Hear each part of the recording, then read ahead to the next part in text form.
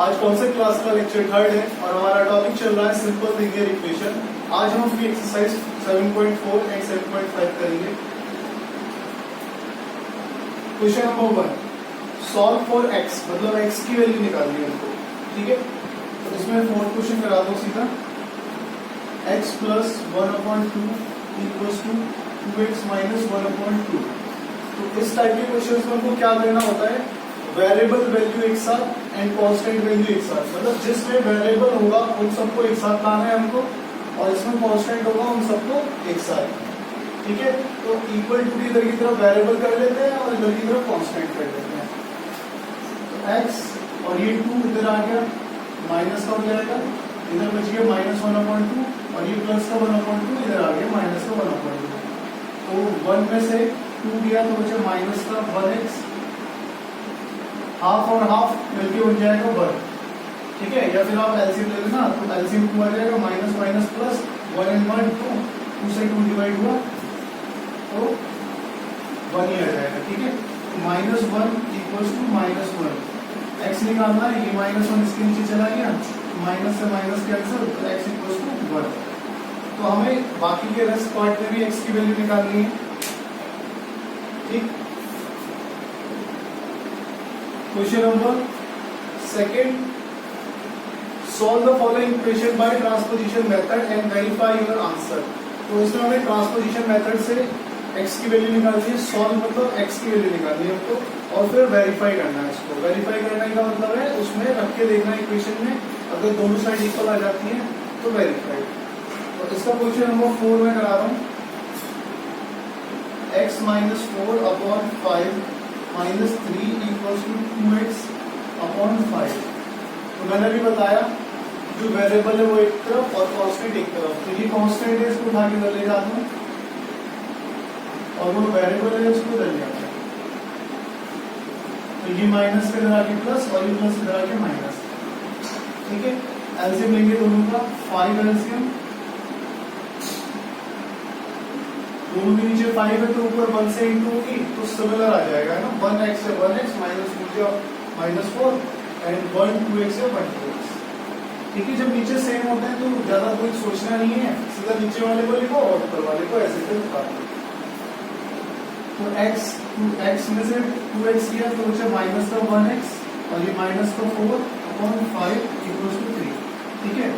1x में से 2x किया तो माइनस का 1x और माइनस का 4/5 equals to 3।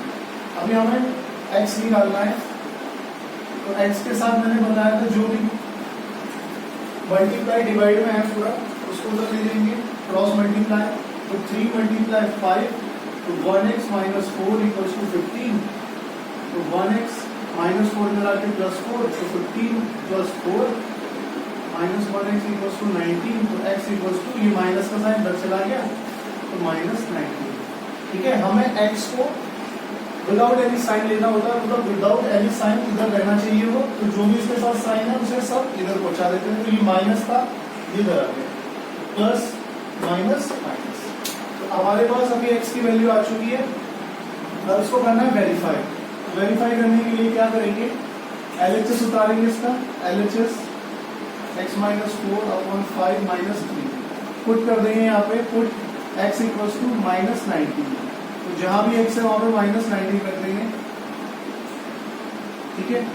Minus minus plus, ये हो गया माइनस का 23/5 माइनस 3, इसके नीचे कुछ नहीं है 1, एलसीएम आएगा 5 तो -23 -3 और 1 की जगह 5 बार में तो ऊपर 5 से, ठीक है। तो ये हो जाएगा -23 -15/5 हो गया माइनस का 38/5। तो हमारे पास LHS आ चुका है इसका माइनस का 38/5, ठीक है। अभी RHS सॉल्व करना है इसका।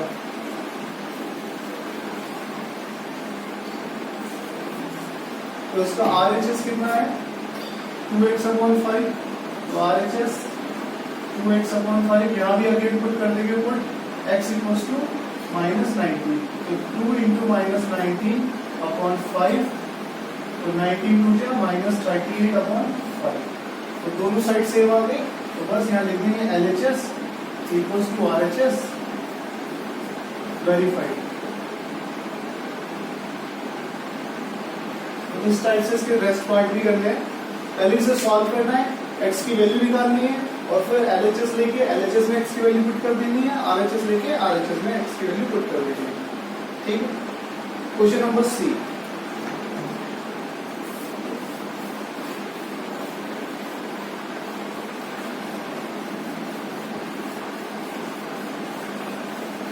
क्वेश्चन नंबर सी में बोला है the sum of two number is -17, their difference is 13। मतलब दो नंबरों का सम -17 है और उन दोनों का डिफरेंस जो है उन्हें माइनस करने पे 30 आ रहा है। तो लेट कर लेते हैं first number, let first number equals to x। ठीक है, तो सेकंड नंबर कितना हो जाएगा 70 माइनस x, है ना। बहुत सिंपल है, first number plus second number, इसमें दिया हुआ है सम कितना है 70।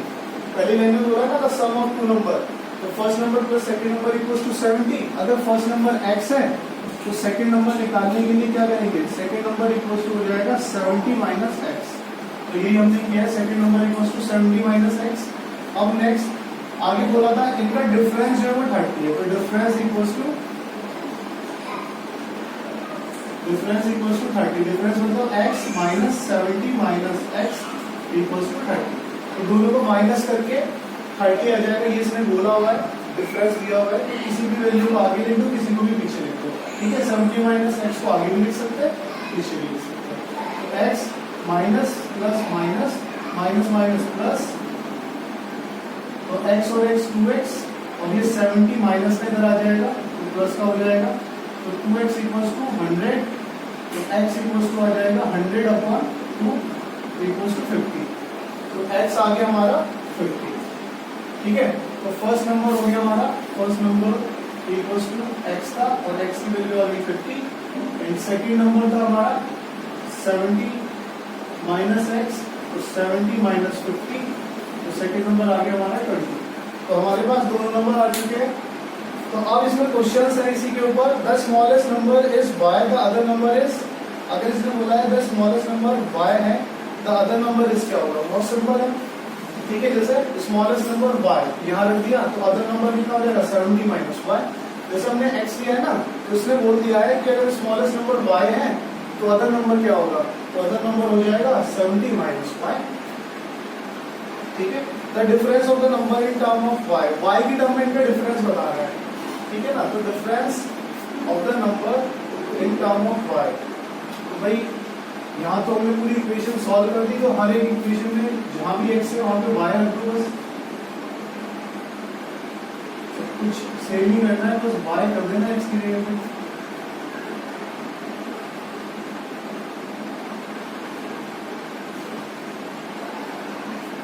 ठीक है,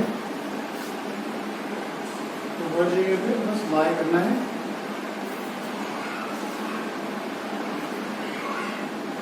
अब इसने बोला है the difference of the number in term of y, तो y की टर्म में उनका डिफरेंस कितना हो जाएगा, तो डिफरेंस हो जाएगा y minus y 70 minus y, ये हो जाएगा उनका y की टर्म में, है ना, y माइनस 70 माइनस y, दोनों नंबर का डिफरेंस। तो सेकंड वाले का आंसर हो जाएगा y minus 70 minus y in term of y, तो यही होगा। और नेक्स्ट बोला है form an equation using the sum का यूज करते हुए इक्वेशन बनानी है, तो सम का यूज करते हुए इक्वेशन हो जाएगी कि ये वाली सम निकाल बोला है ना, सम का यूज करना है, तो सम कितना है, सम है 70। तो इक्वेशन बनानी है, form an equation using the sum. अच्छा, सम का यूज करके इक्वेशन बनानी है, तो ये ना सम का यूज हमने यहाँ पे कर लिया, फर्स्ट नंबर ये रहा, सेकंड नंबर ये रहा, हमारे पास इक्वेशन आ गई डिफरेंस इक्वल्स टू, ये हमारी इक्वेशन है। तो थर्ड का आंसर हो जाएगा ये। बोला था इसमें इक्वेशन बनाओ सम का यूज करते हुए, तो सम को यूज कर लिया हमने, सम का यूज करके सेकंड नंबर निकाल लिया और इक्वेशन बनाने के लिए डिफरेंस इक्वल्स टू 30 दिया था, वहां पे वैल्यू पुट कर दी, first number minus second number equals to 30। The solution of the equation, solution ये है, दोनों की value 50 and 20। Solution of the equation is first number is 50 and second number is 20, या largest number is larger number is 50 and the smaller number is 20. The numbers are 70 and 20. ठीक है, तो ये सारे हो जाएंगे। इसी का यूज करना है पूरा जो भी कराया है और इस पे आंसर देना है। The length of a rectangle is twice of its breath, it's parameter is 120। ठीक है, तो बाकी बिल्कुल ये सेम है, इसमें भी यही करना है, बस यहाँ पे पैरामीटर इन टर्म ऑफ, इसने बोल दिया ब्रेथ z है, जैसे यहाँ पे इसने बोल दिया था कि एक नंबर y है तो सब कुछ y के टर्म में बनाओ, तो बस यहाँ पे बोल दिया है कि जो ब्रेथ है वो z है और पैरामीटर 120 दिया है, तो पहले वहां से लेंथ निकाल लेंगे। ठीक है, तो थोड़ा सा मैं करा देता हूँ, बाकी आपको कुछ करना ही क्योंकि सेम क्वेश्चन है। जैसे ब्रेथ तो इसमें दे दी है z है, ठीक है, और ये बोल दिया था length is twice the breadth, तो लेंथ जो है वो ब्रेथ की ट्वाइस है, तो अगर ब्रेथ z है तो लेंथ उसकी ट्वाइस हो जाएगी 2z। आगे पैरामीटर दिया तो perimeter equals to 2l plus b, तो यहाँ पैरामीटर की वैल्यू 120 और 2l की वैल्यू 2z और b की वैल्यू z, तो 120 इंटू 2 इंटू 3z, 2z और 1z 3z, z निकालना है तो 2/3 हो जाएगा ये, है ना, दोनों इसके नीचे चले जाएंगे, 2 3 जा 6 एंड 6 मल्टीप्लाई, तो z की वैल्यू आ गई 20 सेंटीमीटर। बाकी जितने भी क्वेश्चंस हैं इनके आंसर आप लिख लेना। सबसे पहला क्वेश्चन है the length of the rectangle, तो लेंथ कितनी है, अगर ब्रेथ z है तो लेंथ कितनी है 2z। दूसरा parameter of the parameter in the term of z, तो parameter in the term of z ये रहा, ठीक है, parameter in the term of z, तो 2z प्लस z। आगे इक्वेशन बस यहाँ पे हमने पैरामीटर की वैल्यू रख दी, ये हमारी इक्वेशन बन गई, ठीक है ना। सॉल्यूशन ये होगा हमारे z इक्वल्स टू 20, तो z इक्वल्स टू 20 हमारा सॉल्यूशन हो गया। डायमेंशन ऑफ द रेक्टेंगल का डायमेंशन निकालने के लिए इसकी वैल्यू यहाँ पुट कर देंगे, तो लेंथ जब यहाँ पे 20 पुट करेंगे z के लिए तो 220 या 40 एंड ब्रेथ 20, तो 40, ठीक है। आगे बोला क्वेश्चन नंबर ई में the length of the rectangle is 9 less then 3 times it's breath, ठीक है ना, तो इट्स पैरामीटर इज 150। तो बाकी के बिल्कुल सेम है सारे के सारे क्वेश्चन, बस हमको शुरू का वो समझ में आ जाना चाहिए इसने बोला क्या है। पहली चीज इसने बोला है क्वेश्चन के अकॉर्डिंग, देखो जहां इसने वो दी ना 1 2 3 4, तो वहां बोला था ब्रेथ इज x, तो हमको ब्रेथ x लेनी है, ठीक है ना, तो ब्रेथ हमको x लेनी है, जो यहाँ पे वेरिएबल यूज होगा वो x होगा। आगे बोला था length equals to 9 less than thrice, ये 3 टाइम्स इज ब्रेथ, तो इसकी ब्रेथ के 3 टाइम्स है 9 था। 9 लेस बोला तो 9 माइनस करना है, अब किस में से माइनस करना है, 3 टाइम ब्रेथ में से, ब्रेथ के 3 टाइम में से 9 कम, बस बाकी जगह ये नियम है, लेंथ की जगह 3x माइनस 9 एंड ब्रेथ की जगह x, सॉल्व कर देना इसको, उनके आंसर्स कर देना, ठीक है। एक्सरसाइज 7.5 क्वेश्चन नंबर 1, एक्सरसाइज 7.5 का question number 1, exercise 7.5 question number 1, ये बोला है give 5 more than 6 times a number is 11 less than 7 times the number, find the number। तो इसमें बोला है पहले सबसे पहले let number be x, let कर लिया हमने। अब इसने बोला था 5 more, 5 ज्यादा है, किससे ज्यादा है, 6 टाइम्स नंबर से 5 ज्यादा है, और इस मतलब है इक्वल्स टू, वो है किसके इक्वल, 7 टाइम्स से 11 लेस, ठीक है। किसी नंबर के 6 टाइम में अगर हम 5 ऐड करें तो वो नंबर इक्वल हो जाता है उस नंबर के अगर 7 टाइम में से 11 माइनस कर दें, तो ये हमारे पास इक्वेशन बन गई है। इसको सॉल्व करके x की वैल्यू निकाल दो, वही आंसर, ठीक है, सॉल्व कर लेना इसको। नेक्स्ट है सिंप्लीफाई करना है इसको, और सॉल्व फॉर x, सिंप्लीफाई करना है मतलब x की वैल्यू निकालनी है इसमें, तो 1 minus 4 upon x minus 3 box में divided by 1 plus 2 plus 6x upon x minus 3 और इक्वल्स टू है 2, ठीक है। तो सॉल्व करना है और x की वैल्यू निकालनी है, इसके नीचे कुछ नहीं है, 1 एलसीएम लेंगे x माइनस 3, ठीक है। एलसीएम कभी भी x माइनस 3 x प्लस 3 और ऐसे डिजिट का जिसमें वेरिएबल यूज होता है तो उसमें एलसीएम एज इट इज आ जाता है, ठीक है। अब 1 का एलसीएम तो 1 ही होगा, तो 1 से इंटू करोगे x माइनस 3 ही आ जाएगा, ठीक है, तो इस टाइप के क्वेश्चन में आपको एलसीएम कैसे लेना है, सीधा इस पूरे हिस्से की मल्टीप्लाई इधर कर दो और इधर वाले की इधर कर दो और इनकी आपस में, ठीक है। जैसे सपोज 1/x माइनस 1/y होता, तो पहले इसकी इधर मल्टीप्लाई, इसकी इधर मल्टीप्लाई और इनकी आपस में, क्योंकि इनका कोई एलसीएम नहीं आएगा, ठीक है ना। तो इस टाइप से ही करा है मैंने, इसकी इधर मल्टीप्लाई, इसकी इधर मल्टीप्लाई और इन दोनों की आपस में, फिर बॉक्स में इसको डिवाइडेड बाय सेम इधर की मल्टीप्लाई इधर और,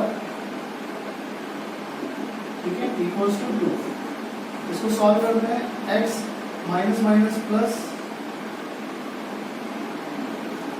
डिवाइडेड बाय x और 6x 7x minus plus minus equals to 2, ठीक है। अभी मैंने इस टाइप के क्वेश्चन में जैसे बताया था, बीच में डिवाइड है और डिजिट्स या वेरिएबल डिवाइड हो रहे हो, तो हमको क्या करना है, बहुत सिंपल तरीके से करना है, डिवाइड का बना दो मल्टीप्लाई एंड पीछे वाले जो नंबर है उसको कर दो रेसिप्रोकल, मतलब उल्टा, ठीक है। डिवाइड का मल्टीप्लाई, पीछे वाले डिजिट को रेसिप्रोकल, पीछे वाली को करना है हमेशा, पीछे वाली को, ठीक है ना। तो x माइनस 3 ये मल्टीप्लाई हो रहा है ऊपर के साथ, ये डिवाइड हो रहा है, तो ये दोनों कैंसिल आउट हो गए, यहाँ से बचा x माइनस 7 और 7x माइनस 1 और वो इक्वल टू 2 चल ही रहा है। अब इसके नीचे 1 करेंगे क्रॉस मल्टीप्लाई, तो 7x minus 1 multiply 2 equals to 1 minus 7 x minus 7।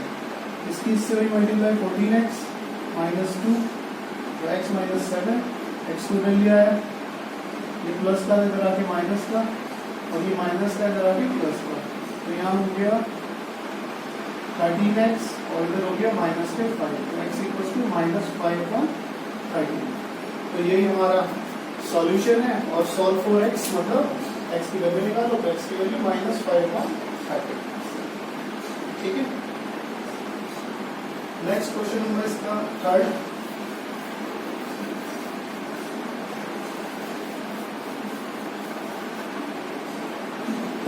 In a test, एक टेस्ट में Arun get twice the marks of Prakriti, the sum of 2 times of Arun's marks and 3 times of Prakriti's marks makes 350। मतलब दोनों के marks का अगर सम करें, अरुण के marks के ट्वाइस का सम करें और प्रकृति के मार्क्स के थ्राइस का सम करें, तो 315 आता है। तो नीचे इनके आंसर देते हैं, ठीक है। तो पहली कंडीशन दिया है, Arun get twice the marks of Prakriti, Arun के ने जितने मार्क्स और मतलब प्रकृति के जितने मार्क्स थे, अरुण के उसके ट्वाइस आए।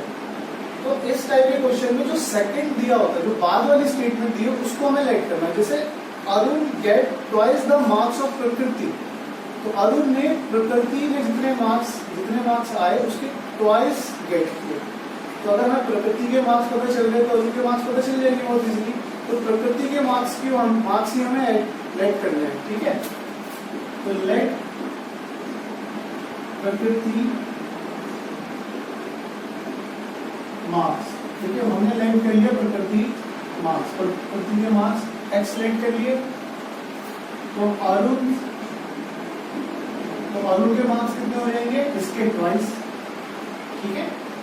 अब आगे बोला है सम, किसका सम, ट्वाइस मतलब 2 times ऑफ अरुण के मार्क्स प्लस 3 times ऑफ प्रकृति के मार्क्स, दोनों मिलके 315 बनाते हैं, ठीक है।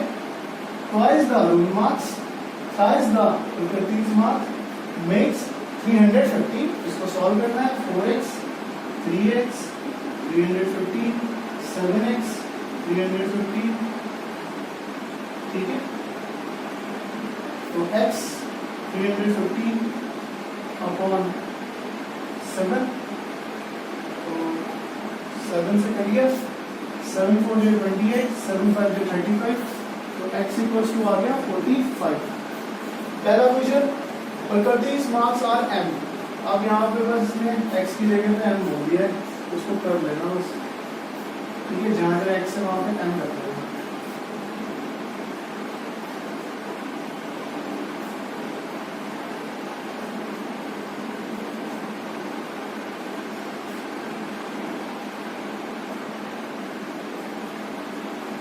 पहला क्वेश्चन, इफ प्रकृति का मार्क्स m है तो अरुण के कितने हो जाएंगे 2m. The equation formed is ये equation 4m plus 3m equals to 350.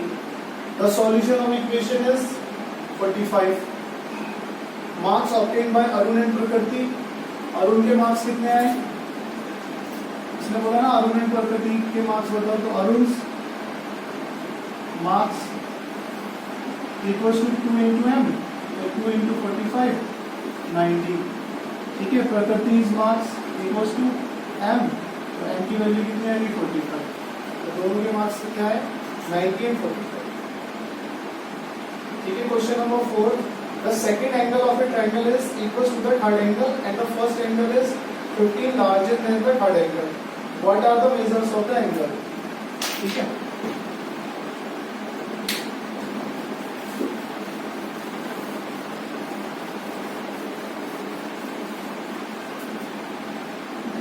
Question में बोला है second angle of a triangle is equal to the third angle, मतलब second angle and third angle equal है. लाइक पे लेते हैं second angle equals to x. ठीक है. तो थर्ड एंगल भी कितना हो जाएगा?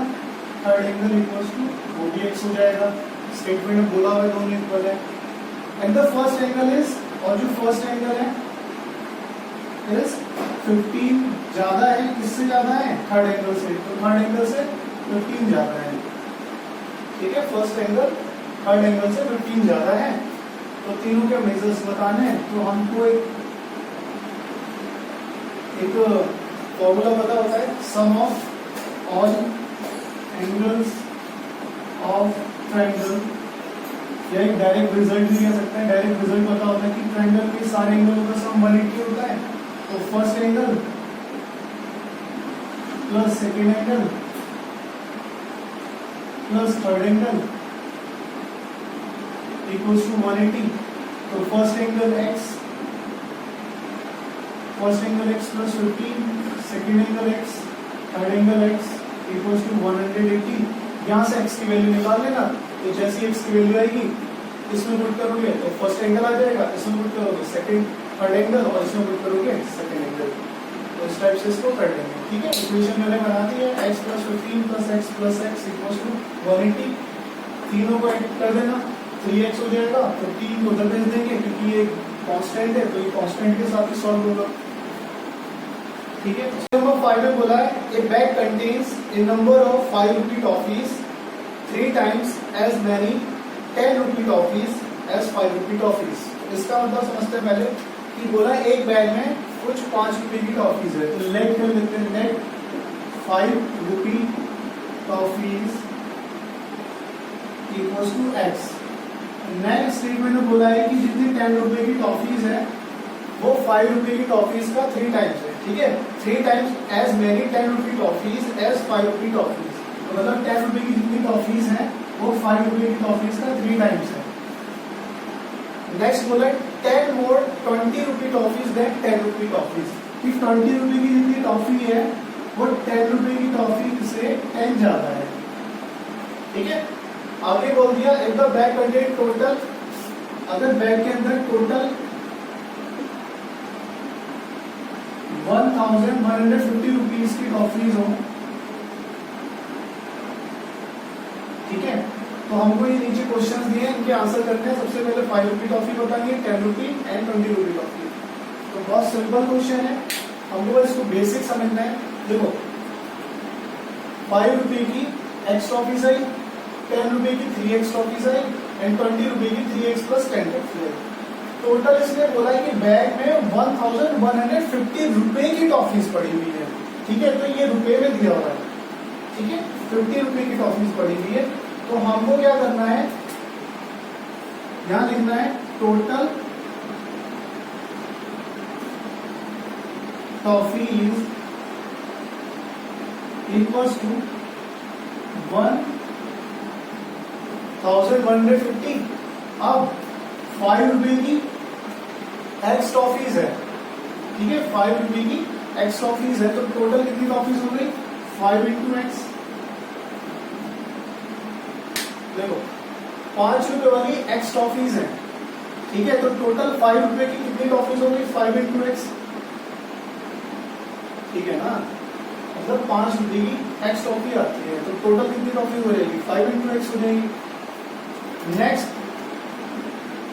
10 रुपए की 3x टॉफीज है, तो टोटल कितने रुपए की टॉफीज हो गई, 3x, 10 इंटू 3x। लास्ट है 20 रुपए की 3x प्लस 10 टॉफी है, तो टोटल टॉफीज हो गई 20 इंटू 1150। ठीक है, हमने क्या किया, इसने हमें टोटल इतने रुपए की टॉफीज दी हुई थी कि हमारे बैग में जो है 1150 रुपए की टॉफीज है टोटल। तो अगर 5 रुपए की एक्स टॉफीज है तो टोटल हमारे पास कितने रुपए की टॉफीज हो जाएगी, 5 इंटू एक्स।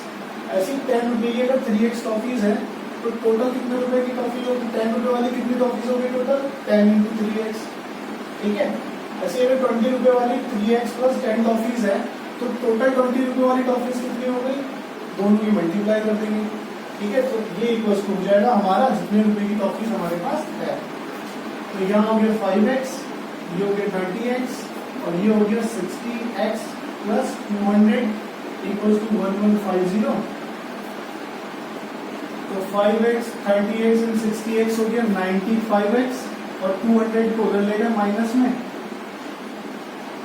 तो 95x इक्वल टू 950। तो x इक्वल टू 950 अपॉन 95। तो यहाँ से काटे 10 बार में तो x रुपये मतलब x की वैल्यू आ गई 10। तो 5 रुपये वाली टॉफी कितनी हो गई, 5 रुपये वाली टॉफीज हो गई हमारी x और x की जगह रख देंगे 10। ऐसी 10 रुपये वाली टॉफीज हो जाएगी हमारी 3 इंटू एक्स, 3 इंटू 10 30। ऐसी हमारी हो जाएगी 20 रुपये वाली टॉफी 3 इंटू 10 प्लस 10, ये हो गई हमारी 40। ठीक है, तो 5 रुपये वाली कितनी टॉफीज थी बैग में, 10 टॉफीज थी, 10 रुपये वाली 30 टॉफीज थी एंड 20 वाली 40 टॉफीज थी। नेक्स्ट है क्वेश्चन नंबर 6।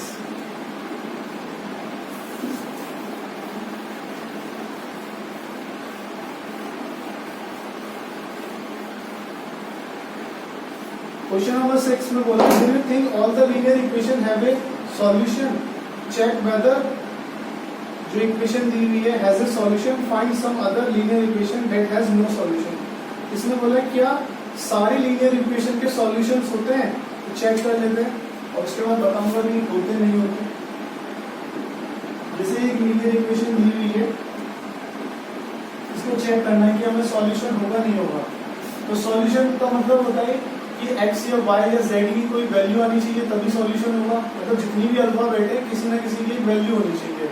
ठीक है, तो इसको सॉल्व जब हमने किया तो 5b माइनस 40 b वाले एक तरफ, तो ये प्लस का b था, इधर आके माइनस का हो जाएगा, ऐसे ये माइनस का इधर आके प्लस का, तो फिर 5b में से 5 गया 0b और यहाँ आगे -1। अब यहाँ पे हमने ऑब्जर्व किया कि ये तो लीनियर इक्वेशन है ही नहीं, क्योंकि यहाँ से तो जो हमारा वेरिएबल था वही खत्म हो गया, तो निकाल क्या है। तो जिस लीनियर इक्वेशन में अगर वेरिएबल ही नहीं होगा तो वो लीनियर इक्वेशन नहीं होगी। तो लीनियर इक्वेशन में वेरिएबल होना चाहिए तभी तो डिग्री आएगी, अगर वेरिएबल ही नहीं है तो डिग्री भी नहीं होगी, और डिग्री नहीं है तो लीनियर इक्वेशन नहीं होगी। ठीक है, तो ये 0 वेरिएबल इक्वेशन है। तो यहाँ पर हम बोलेंगे no, all linear equation does not have a solution, does not has a solution। आगे find some other linear equation that has no solution। तो बहुत सारी है, x plus 5 equals to x plus 6, x को इधर ले गया खत्म हो जाएगा x, तो 2x plus 5, 2x plus 6 इधर ले जाओ खत्म, y plus 9 equals to y plus 10। बहुत सारी लिख सकते हैं। ठीक है, तो 2 लिख देना कोई से भी। तो होपफुली ये सारे क्वेश्चंस हो गए अभी 7.5 तक के, और जो भी डाउट है आप मैसेज के थ्रू, व्हाट्सएप और मैसेज के थ्रू या फिर मीटिंग में पूछ सकते हैं।